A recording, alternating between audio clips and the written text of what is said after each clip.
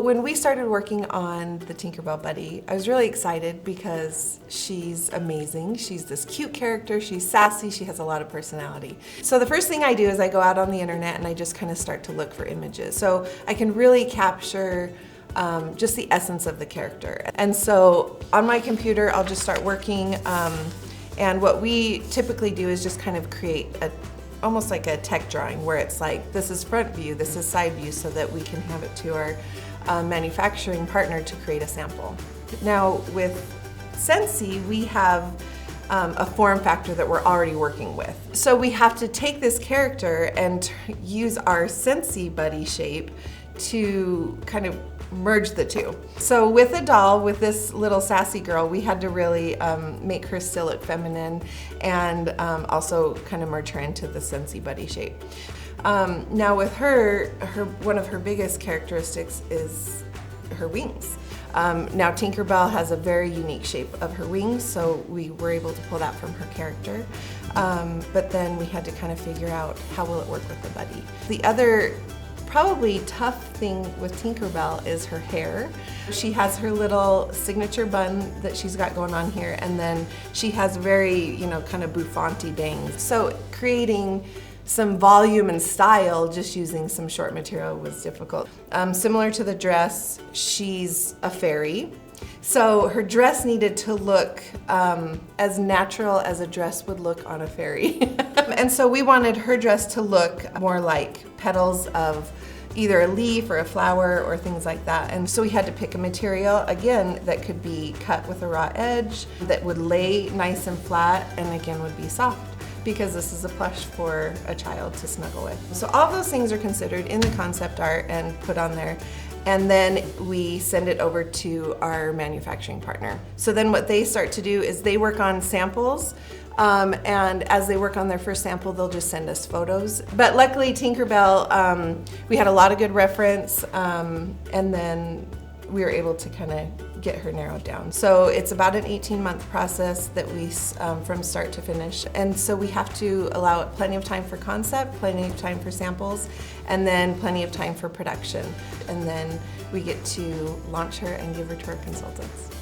So when we create a fragrance for a specific character, it's really important to capture their personality. Giving the name to this fragrance called Sweet and Sassy, we really had to think about what's sweet, what's sassy, what ties into Tinkerbell. So by using the fragrance notes of kiwi and cucumber blossom, we first felt that that tied into the green of her cute little outfit.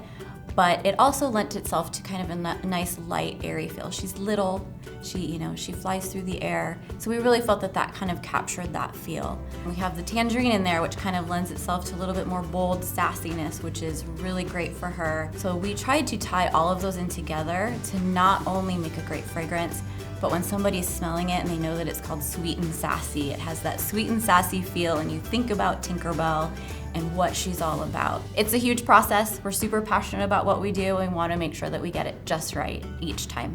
When we started to design the Peter Pan warmer, it was just a really fun process as to what we could do. How can we really leverage Scentsy Warmer with the light throw, the effects that it has, the magic of the movie, the characters, the whole theme of kind of a wish star and how to keep it youthful. So we really played up the pixie dust. That was the thing that I felt really allowed us to play with light, have fun with a really cool light effect in a way we hadn't done it before.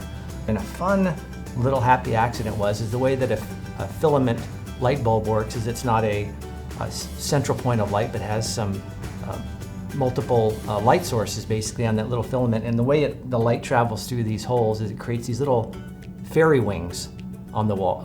So once we got our samples in and saw that little bonus of having hundreds of little fairies kind of flying around this warmer, it was a real pleasant surprise. So the fun part was having the kids fly. I thought that would be something we could depict flying over London on their way to Neverland and have the trail of pixie dust from Tinkerbell kind of leading the way, just kind of giving you direction around this whole entire warmer, like a 360-degree visual light effect. But to really make that work really well, we painted the inside a bright metallic gold so that gold light could really shine through each and every hole that we laser drilled into the side of there.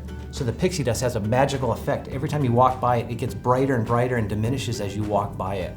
The silhouettes that we created for this as well, we went in and put the highlight of that gold colored highlight to be on the top of them, which made it look as though the pixie dust is kind of illuminating them, not the sky behind them, but more that intense brightness of the pixie dust. But to have Tinkerbell like forefront in the warmer, we wanted to make sure that when you look down into the wax dish, you could see her as though she's in that lantern in the movie, shining and lighting the whole, she's the light source of the whole warmer.